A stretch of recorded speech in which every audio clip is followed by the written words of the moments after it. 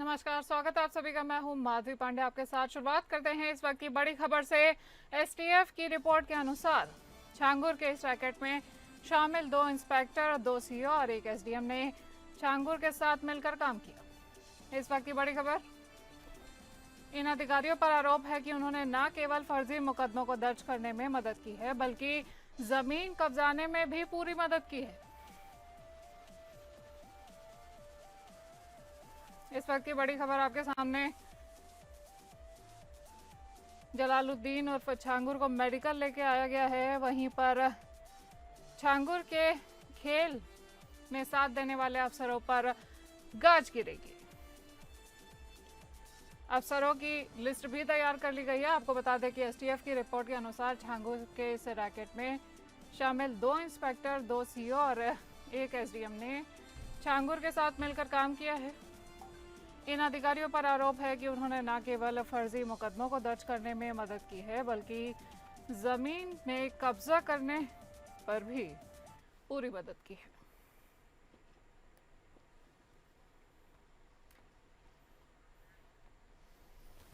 इन तस्वीरों में आप देख सकते हैं छांगुर बाबा, जो कि लगातार सुर्खियों में बने हुए थे धर्मांतरण के मुद्दों को लेकर।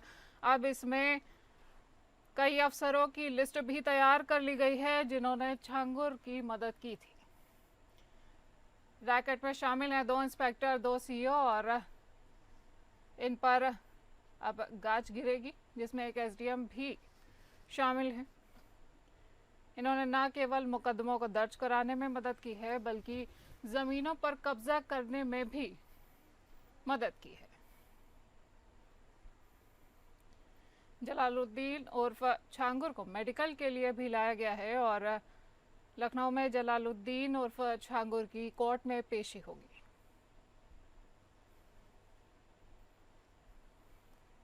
ये एक नया डेवलपमेंट देखने को मिल रहा है छांगुर के केस में। तस्वीरें आपके सामने।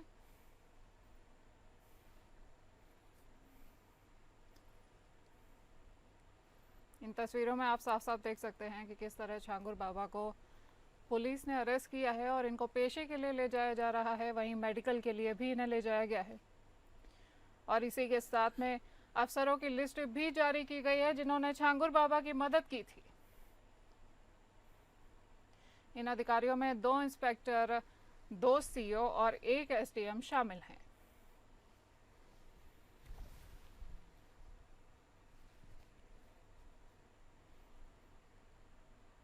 इन अधिकारियों पर आरोप लगाया गया है कि ये न केवल फर्जी मुकदमों को दर्ज करने में छांगुर की मदद कर रहे थे, बल्कि जमीनों पर कब्जा करने में भी छांगुर की मदद कर रहे थे। छांगुर बाबा केस में ये नया खुलासा सामने आया है। पुलिस भी एक्शन मोड पर है और प्रशासन भी इस पर सतर्क रवैया अपना रहा है।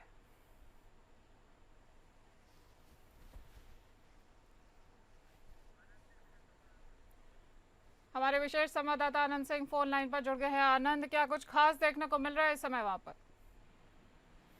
जी बिल्कुल, देखिए आज क्योंकि कस्टडी, पुलिस कस्टडी की खत्म हो गई थी जलालुद्दीन छांगुर की, जो मेन मुख्य आरोपी है इस पूरे धर्मांतरण रैकेट का, और उसे मेडिकल के लिए ले जाया गया है, जहां पर उसका मेडिकल कराया जाएगा और मेडिकल कराए जाने के बाद उसे जेल भेजा जाएगा।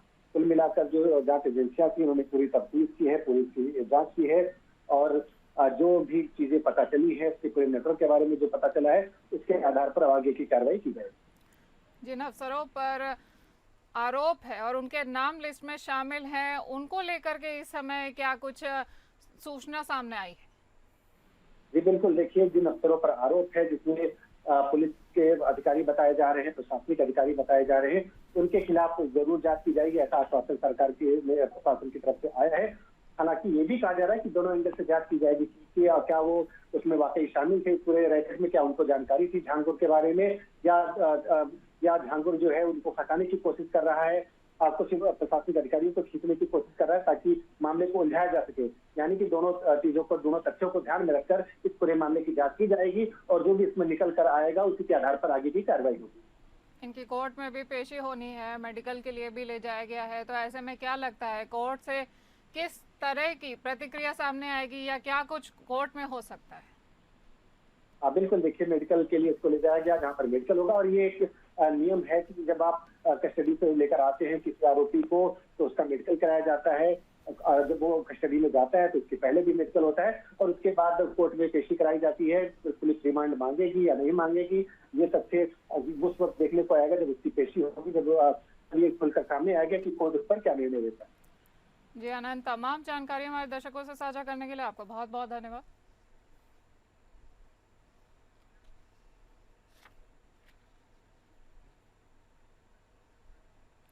इस समय जलालुद्दीन उर्फ छांगुर बाबा को लेकर धर्मांतरण के मुद्दे पर कई सुर्खियां बनी हुई हैं। वहीं पर मुख्यमंत्री योगी आदित्यनाथ ने सख्त रुख अपनाते हुए मामले में कड़ी से कड़ी कार्यवाही के निर्देश भी जारी किए हैं।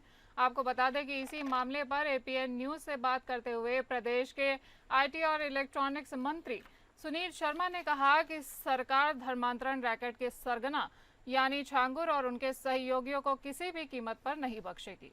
ऐसे में कैबिनेट मंत्री सुनील शर्मा ने कांवड़ यात्रा पर हो रही सियासत और बीजेपी प्रदेश अध्यक्ष के चयन में हो रही देरी पर भी प्रतिक्रियाएं दी। देखिए पूरी बातचीत। उत्तर प्रदेश की सियासत में धर्मांतरण और कांवड़, ये दो मुद्दे इस समय सुर्खियों में छाए हैं। हमारे साथ बात करने के लिए आईटी इलेक्ट्रॉनिक्स मंत्री सुनील शर्मा जी मौजूद हैं। सुनील जी, सबसे पहले धर्मांतरण का मामला, एक बड़ा स्कैंडल, बड़ा गिरोह, बड़ा सरगना जो गिरफ्त में आया है, तो आपको क्या लग रहा है कि एक तरह से जो नेटवर्क है वो ध्वस्त हो पाएगा? क्योंकि जो खबरें आ रही हैं, नेटवर्क बहुत विस्तार में फैला हुआ, देश विदेश तक फैला छांगुर का। इस नेटवर्क में जितने लोग भी शामिल हैं उनको किसी भी सूरत में बख्शा नहीं जाएगा, वो बच नहीं पाएंगे। देश में बैठे हों, विदेश में बैठे हों, उत्तर प्रदेश की योगी जी की सरकार एक एक को ला करके जेल के शिक्षों के पीछे डालने का काम करेगी और उनको ऐसा दंड दिलाया जाएगा कि वो याद रखेंगे। जो पीड़ित हैं लखनऊ में प्रेस कॉन्फ्रेंस की जगह जगह पे वो बोल रहे हैं कि जिस तरह का नेटवर्क है और हजारों की संख्या में उसके शागिर्द हैं जो इस तरह के धर्मांतरण का प्रयास कर रहे हैं। मुख्यमंत्री योगी आदित्यनाथ उसको जल्लाद कह चुके हैं और ये कह चुके हैं कि सख्त से सख्त कार्रवाई उसके खिलाफ की जाएगी। आपको क्या लग रहा है कि ये सिर्फ एक नाम भर है छांगुर, या और भी लोग हैं जिनके ऊपर क्रैक करने की ज़रूरत है? छांगुर मियाँ अकेले नहीं हैं, ये पूरा एक गिरोह है और उस गिरोह में जितने भी जल्लाद शामिल हैं उन जल्लादों को सबको वही इलाज किया जाएगा जो छांगुर का किया गया है। कांवड़ को लेकर, कांवड़ यात्रा चल रही है, उसको लेकर तमाम तरह की सियासत हो रही है। राजीव राय समाजवादी पार्टी के बड़े नेता हैं, सांसद हैं, प्रवक्ता हैं, उन्होंने ये कहा है कि कांवड़ यात्रा में जो बेरोजगार हैं वही जा रहे हैं। तो सबसे ज़्यादा बेरोजगारी तो समाजवादी पार्टी में है इस वक्त। सब लोग बेरोजगार हैं, उनके पास कोई काम ही नहीं विचारों के बयान देने के अलावा, इसीलिए वो बार बार बयान दे रहे हैं। भारतीय जनता पार्टी का प्रदेश अध्यक्ष अभी तक घोषित नहीं हुआ है, लंबा समय बीत चुका है।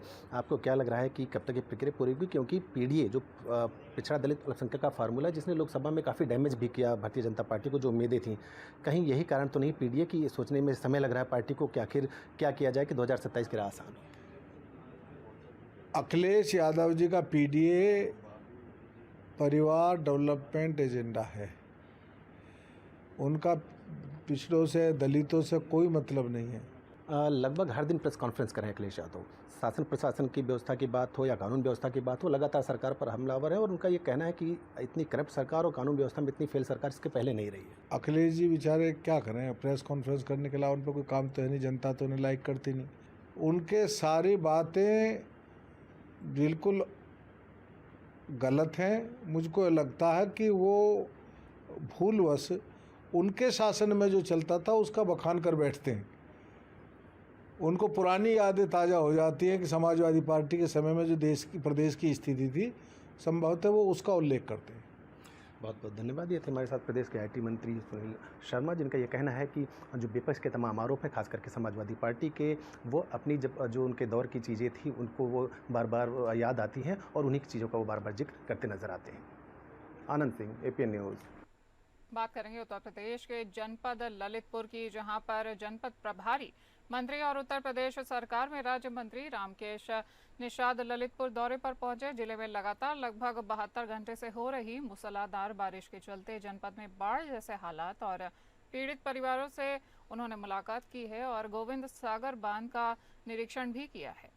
इसी संबंध में उन्होंने निर्देश भी दिए हैं। वहीं हम आपको बताते चले कि उत्तर प्रदेश सरकार के जल शक्ति राज्य मंत्री एवं जनपद के प्रभारी मंत्री रामकेश निषाद ने जनपद पहुंचकर गोविंद सागर बांध का निरीक्षण किया है और संबंधित विभागीय अधिकारियों से बांध की क्षमता, जल भराव की स्थिति और जल निकासी के संबंध में जानकारी भी ली है और अधिकारियों को बाढ़ जैसे हालातों पर तत्काल काबू पाने के लिए आवश्यक दिशा निर्देश भी जारी किए हैं। इसके बाद राज्य मंत्री अतिवृष्टि के कारण बाढ़ से प्रभावित ग्राम पड़वा पहुंचे, जहां उन्होंने पीड़ित परिवारों से मिलकर उन्हें यथासंभव मदद का आश्वासन भी दिया और संबंधित अधिकारियों को आवश्यक दिशा निर्देश भी जारी किए। जनपदों में जाने को जो ललितपुर की स्थितियां देख रहे हैं, यहाँ पर इनके महीने में ही काफ़ी वर्षा हुई है। इलेक्शन के समय वोटर लिस्ट को लेकर होने वाले विवाद को रोकने के लिए इलेक्शन कमीशन ऑफ इंडिया ने मतदाता सूची पुनरीक्षण अभियान पर विशेष सतर्कता बरतने के निर्देश दिए हैं। स्पष्ट और त्रुटि रहित मतदाता सूची बनाने के लिए पहली बार जिला निर्वाचन अधिकारियों यानी जिला अधिकारियों को चरणबद्ध तरीके से भौतिक प्रशिक्षण दिया गया है। इस प्रशिक्षण में बताया गया है कि मतदाता सूची में मतदाताओं की फोटो साफ सुथरी लगी हो ताकि मतदान के समय पहचान करने में कोई असुविधा ना हो। मेरठ में 14 और वाराणसी में 23 जिलों का प्रशिक्षण पूरा करने के बाद बुधवार को राजधानी लखनऊ में तीसरे और अंतिम चरण का प्रशिक्षण संपन्न हो गया है। इस प्रशिक्षण के बचे हुए 38 जिलों के जिलाधिकारी बुलाए गए हैं और इन्हें प्रदेश के मुख्य निर्वाचन अधिकारी नवदीप रिणवा ने प्रशिक्षित किया है। वहीं विधानसभा और लोकसभा के निर्वाचन की मतदाता सूची को बिना किसी गलती के अपडेट रखने के लिए प्रशिक्षण भी दिया गया है। इस दौरान जिला निर्वाचन अधिकारियों को भारत निर्वाचन आयोग के कार्यक्रमों और दिशा निर्देशों से अवगत भी कराया गया और प्रत्येक मतदेय स्थल पर अधिकतम 1200 मतदाताओं की संख्या सुनिश्चित करने और परिवार के सदस्यों का नाम एक ही पोलिंग बूथ में दर्ज कराने के निर्देश भी जिला निर्वाचन अधिकारी को दिए गए हैं।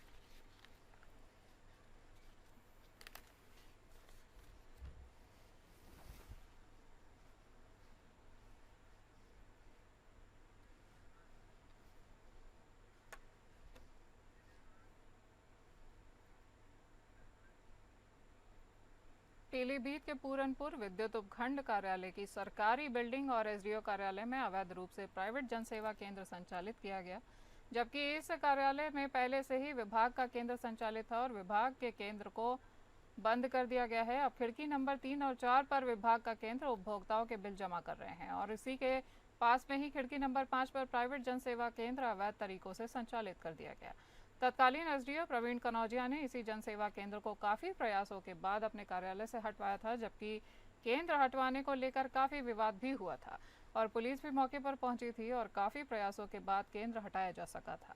ऐसे में सत्ता का दबदबा और उच्च अधिकारियों की मेहरबानी के चलते विवादित जनसेवा केंद्र को दोबारा से एसडीओ के कार्यालय में अवैध तरीके से संचालित कर दिया गया है। इस संबंध में एसडीओ मोहित गुप्ता से जब जानकारी मांगी गई तो उन्होंने बताया कि उच्च अधिकारियों के द्वारा जनसेवा केंद्र संचालित किया गया है।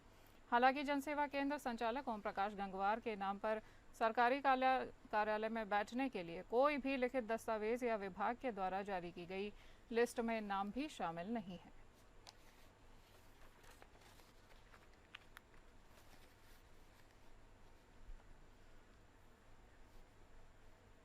बिजनौर में 11 ब्लॉक आते हैं। इन 11 ब्लॉकों में 358 सरकारी स्कूलों को समायोजन किया गया है। इन सभी विद्यालयों में छात्र छात्राओं की संख्या 50 से कम थी।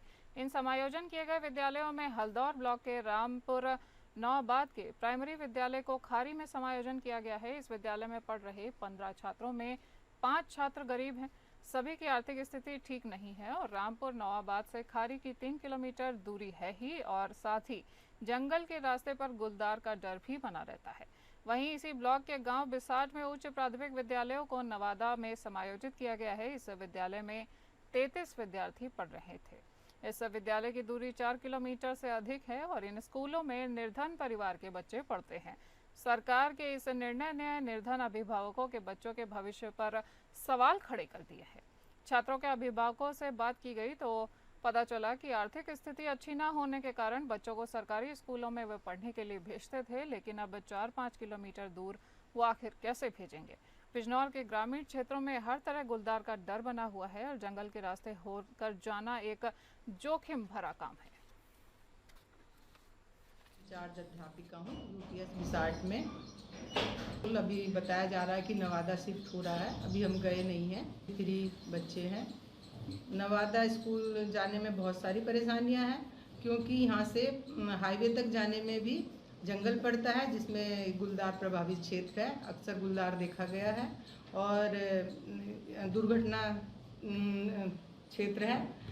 अक्सर यहाँ पे बहुत सारे एक्सीडेंट होते हैं और बच्चों की आर्थिक स्थिति ऐसी है नहीं है कि जो वो अपने वाहन से जा सकें, बच्चे भेज सकें, रिक्शा कर सकें, क्योंकि हमने पता कराया है काफ़ी महंगी रिक्शा भी बैठ रही है। इसलिए ये सरकार का फैसला बहुत ही गलत है। करेंगे खबरों का। गंगा और जमुना में बढ़ते हुए जल स्तर की रफ्तार ने प्रयागराज संगम को डुबा दिया है, जहां महाकुंभ में करोड़ों श्रद्धालु आस्था की डुबकी लगाते थे। अब वहां केवल जल ही जल दिखाई दे रहा है और प्रयागराज जलमग्न हो चुका है। प्रयागराज संगम पर गंगा और जमुना का पानी इस समय संगम स्थित बड़े हनुमान मंदिर के अंदर तक पहुंच चुका है। यहां सुबह तक कॉरिडोर की दीवारों तक पानी की लहरें दिखाई दे रही थीं, मगर अब बड़े हनुमान मंदिर के सामने लोग आस्था की डुबकी लगाने लगे हैं, क्योंकि मंदिर के अंदर मां गंगा प्रवेश कर चुकी है।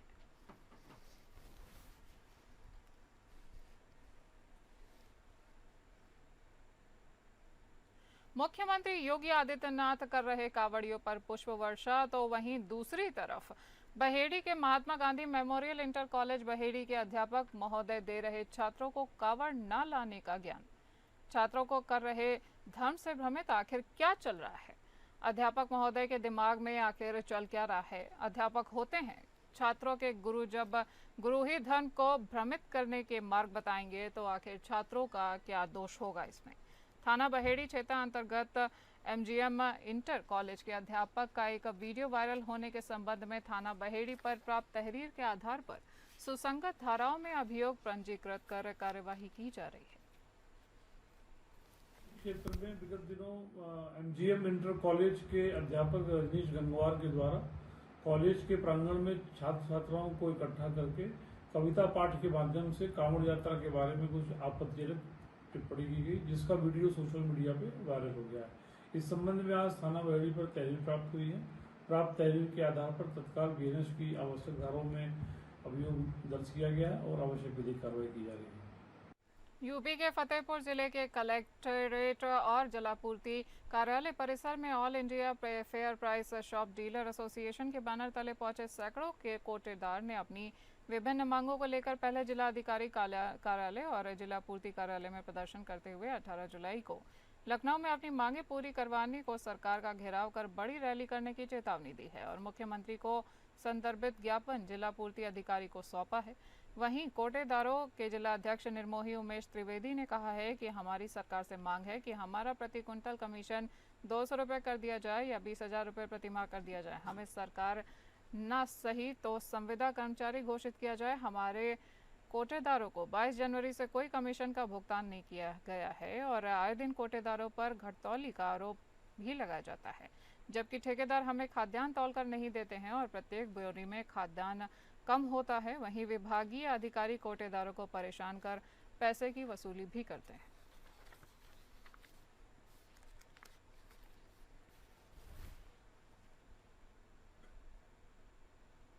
बदायूं के थाना मूसाबाग क्षेत्र के हरनाथपुर उर्फ ताल गांव की रहने वाली नाजिम की बेटी 20 वर्षीय निशा ने अपने ही गांव के रहने वाले मोहम्मद मियां के बेटे मुशर्रफ से 1 साल पहले ही लव मैरिज की थी और निशा के ससुराल वाले उसे दहेज के लिए प्रताड़ित करते थे और मारते पीटते भी थे।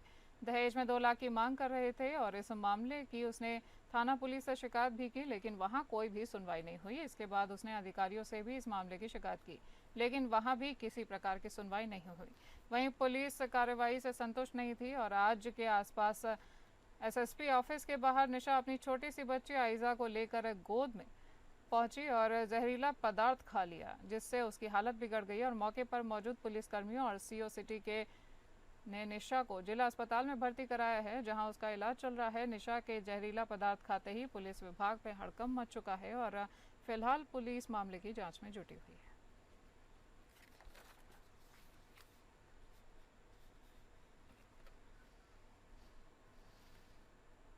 अमरोहा जनपद की गजरौला थाना पुलिस जिले के असमौली थाना क्षेत्र की पुलिस से सूचना मिली है कि अमरोहा जनपद के बछराइयों थाना क्षेत्र का एक डीजे संचालक शासन द्वारा निर्धारित मानकों का उल्लंघन कर रहा है, जो संभल पुलिस के हाथ से निकलकर अमरोहा जिले में पहुंचा है। अमरोहा पुलिस अधीक्षक अमित कुमार आनंद ने सूचना मिलते ही थाना गजरौला पुलिस को सक्रिय कर दिया और तेज आवाज में बजते हुए डीजे को हसनपुर रोड से चौपला की ओर आते समय गजरौला थाना पुलिस ने रोक लिया।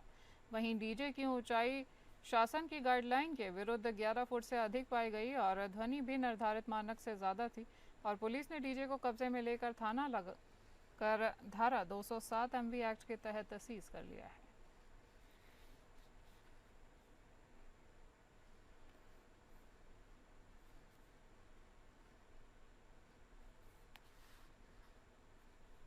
मेरठ के लिसारी गेट में रिश्तेदार द्वारा लाया गया घेवर खाने से करीब 10 परिवार के 50 से ज्यादा लोग बीमार पड़ गए हैं। उन्होंने आनंद फानंद में फलाम आम हॉस्पिटल सहित गड़रोड और मैडमिन हॉस्पिटल में भर्ती कराया गया है, जहां से कुछ लोगों को उपचार देकर घर भेज दिया गया है। वहीं 2 दर्जन से ज्यादा लोगों को अभी भी इलाजरत रखा गया है। घेवर खाने से बीमार होने वालों में लिसाड़ी क्षेत्र की शालीमार गार्डन और इत्तेफाक नगर सहित हरिनगर के रहने वाले लोग और बच्चे शामिल हैं।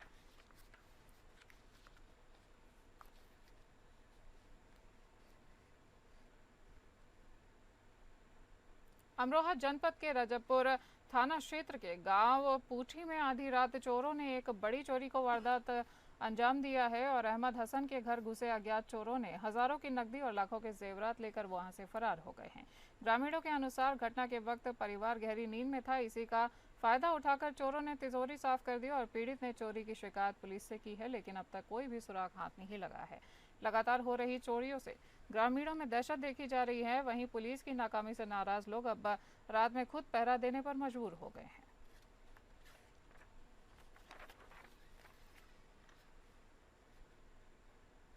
जनपद संभल में सोशल मीडिया पर अश्लील कंटेंट अपलोड कर अश्लीलता फैलाने पर पैसे कमाने वाले गिरोह का पुलिस ने पर्दाफाश करते हुए 4 लोगों को गिरफ्तार किया है। इस मामले में महक परी नाम की 2 युवतियां समेत कुल 4 लोगों को गिरफ्तार किया गया है। आरोपी सोशल मीडिया प्लेटफॉर्म्स पर अश्लील वीडियो पोस्ट कर हर महीने 25,000 से 30,000 रुपए तक की कमाई कर रहे थे।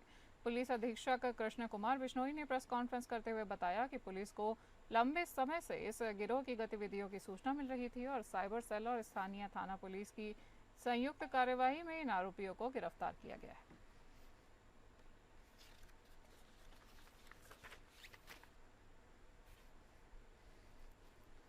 आगरा के इरादत नगर थाना क्षेत्र अंतर्गत आगरा ग्वालियर हाईवे से कुरचित्तरपुर मोड़ पर बदमाशों ने सेल्समैन से रुपयों से भरा थैला लूट लिया है। सेल्समैन दुकान बंद करके घर लौट रहा था। थैले में लगभग 1.5 लाख की नकदी थी और आगरा ग्वालियर हाईवे स्थित कुर्रा चित्तरपुर मोड़ से आगे कंपोजिट शराब की दुकान है। इस दुकान पर अंग्रेजी शराब के साथ बियर की बिक्री भी होती है, लेकिन देर रात 10 बजे दुकान बंद कर सेल्समैन धर्मेंद्रपुर किंचन सिंह निवासी गद्दी उड्डा बाइक से घर की तरफ जा रहा था और धर्मेंद्र ने बताया कि जैसे ही वो शराब की दुकान से बाहर निकला तभी बाइक सवार 3 बदमाशों ने पीछे से उस पर हमला कर दिया और उसका रास्ता रोक लिया। इसके बाद तमंचा दिखाकर उन्होंने उसका थैला छीन लिया।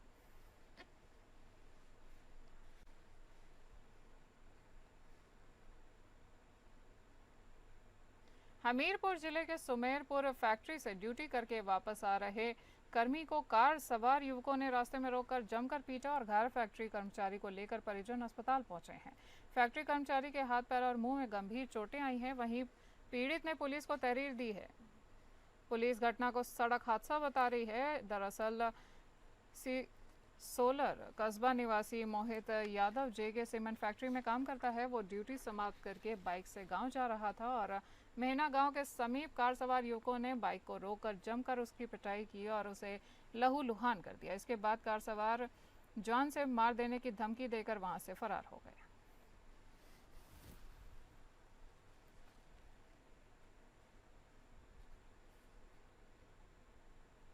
शाहजहांपुर के सिंधौली क्षेत्र में धर्मांतरण की सूचना पर पुलिस ने गुरुद्वारे के पास बने एक मकान में छापा मारकर ईसाई धर्म से जुड़ी पुस्तकें, सामग्री और दस्तावेज भी बरामद किए हैं। मौके से 4 पुरुष और 6 महिलाओं को गिरफ्तार किया गया है। हिंदू युवा वाहिनी की शिकायत पर हुई इस कार्यवाही के बाद इलाके में हड़कंप मच गया है। एसपी राजेश द्विवेदी ने बताया कि 6 लोगों पर मुकदमा दर्ज कर आगे की कार्यवाही की जा रही है।